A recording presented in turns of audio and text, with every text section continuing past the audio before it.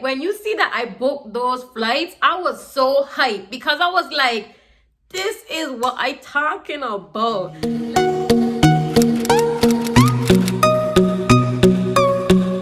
Hey you guys, what's up? What's going on? It's your girl Nika of Traveling with Nika, and today we are going to be talking about some budget travel hacks that I have personally used to help me save money when I travel. So let's get into today's example of how I scored a $120 flight to one of my dream destinations of Costa Rica. If you guys are not up to date, I went to Costa Rica in February 2022, and that was my birthday trip, and I was so ecstatic to finally be able to go to Costa Rica because it has been on my list for a while. The Costa Rica trip that I had originally planned was supposed to be in May 2020. I had my flights booked, and yeah, of course that got canceled. And then I tried to rebook to go back in, like, not to go back, but like, you know, I tried to rebook so I can go to the place in 2021, and that did not work either. And so now in 2022, I finally was able to go. And I'm definitely just so excited to just talk to you guys about this travel deal and basically how I was able to secure it. So let's get into it. You guys know that I'm an avid traveler, and I personally don't have any biases towards certain airlines or specific airlines. I definitely go with where the travel deal is, and I will fly with that airline.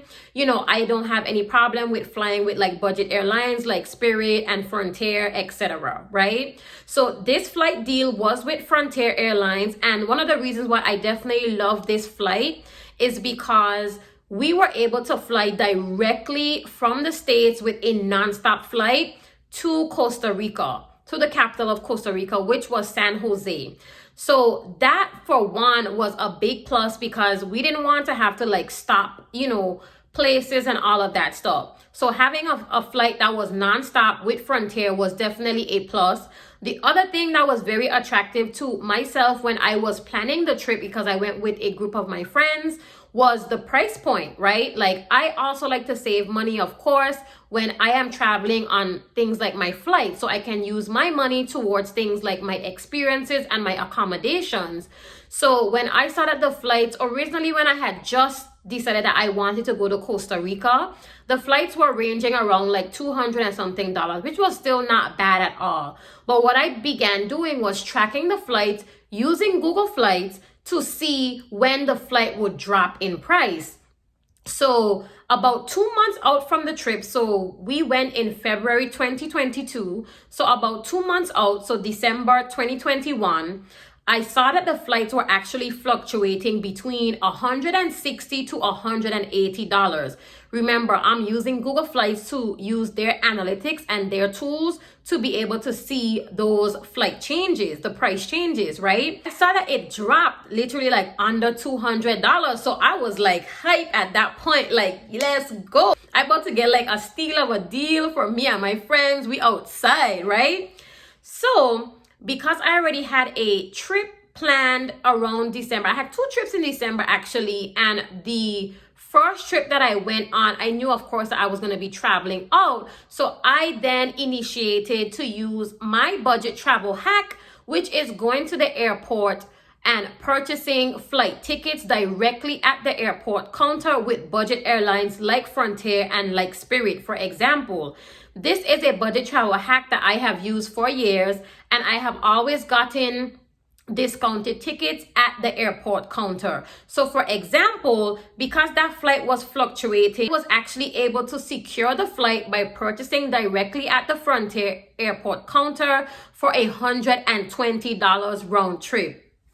Y'all, nobody could have tell me anything, right? When you see that I booked those flights, I was so hyped because I was like, this is what I talking about.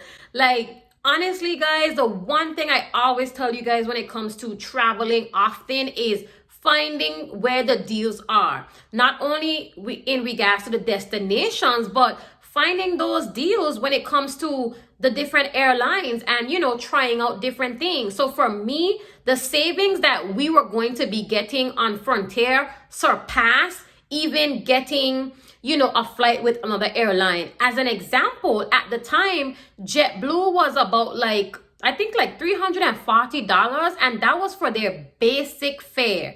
That did not include a carry-on at all. So they were literally, you know, way more expensive than Frontier. Even if, let's say, for example, some of my friends did purchase like a check bag, right? Example, if you did purchase a bag ahead of time with Frontier, that still only brought that ticket to $210, right?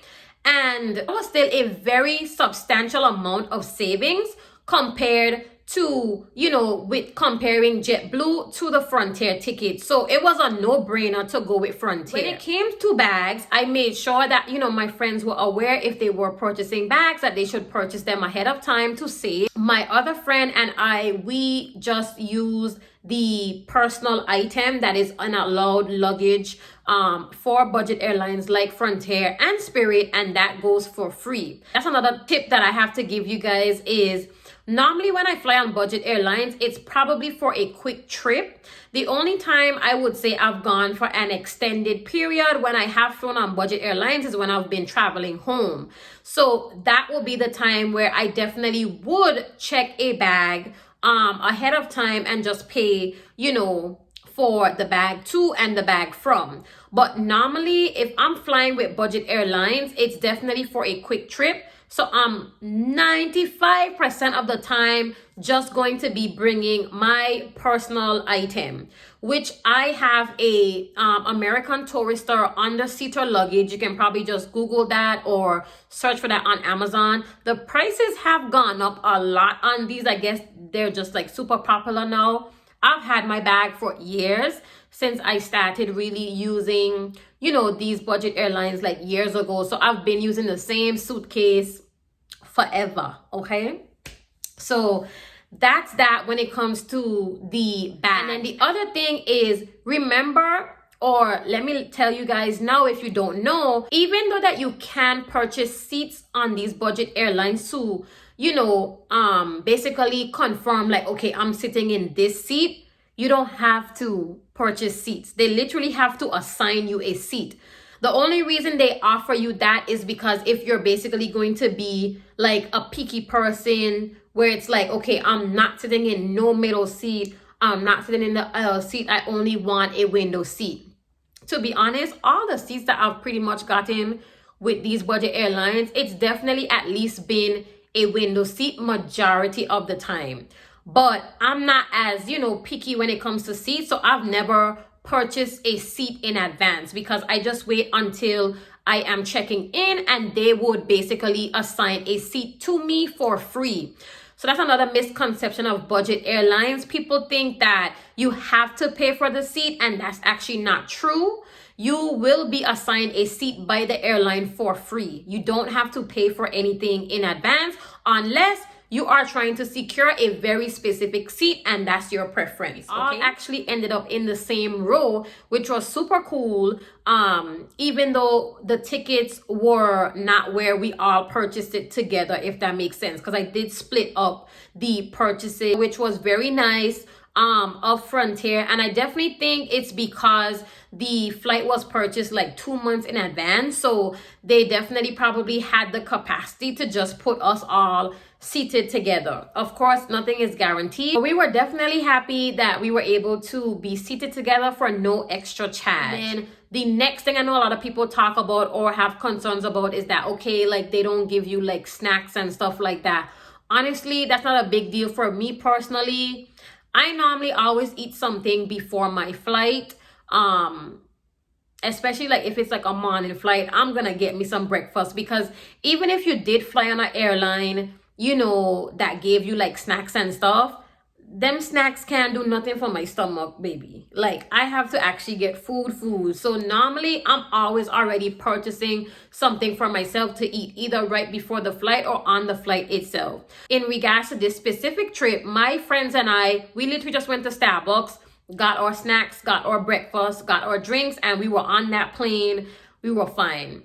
The feedback from my friends, for those who flew on Frontier for the first time, they actually said that they had a good flight experience. When it comes to the flight itself, in terms of like the delays or anything like that, here's what our experience was. We left on time and actually arrived ahead of schedule. And then when we were coming back from Costa Rica, we were a little delayed, and we ended up being delayed for around like 15 minutes or so. So it ended up being really good. It was a smooth, straight flight to Costa Rica. And honestly, I will continue to use budget airlines because I'm gonna save my coins, okay? Like, I'm gonna save my money. And I cannot wait for you guys to see all of the travel vlogs or the travel vlog from Costa Rica. And I know that you guys would enjoy it. In the meantime, if you're not following me on Instagram, you definitely should, because I'm, of course, posting content from the trip and other trips as well in my stories, on my feed, and I save all of that information in my IG highlights. I hope this video was helpful with walking you through how I was able to score a $120 flight to Costa Rica on budget airline Frontier. Thank you guys so much, and make sure you're subscribed to my channel. Bye.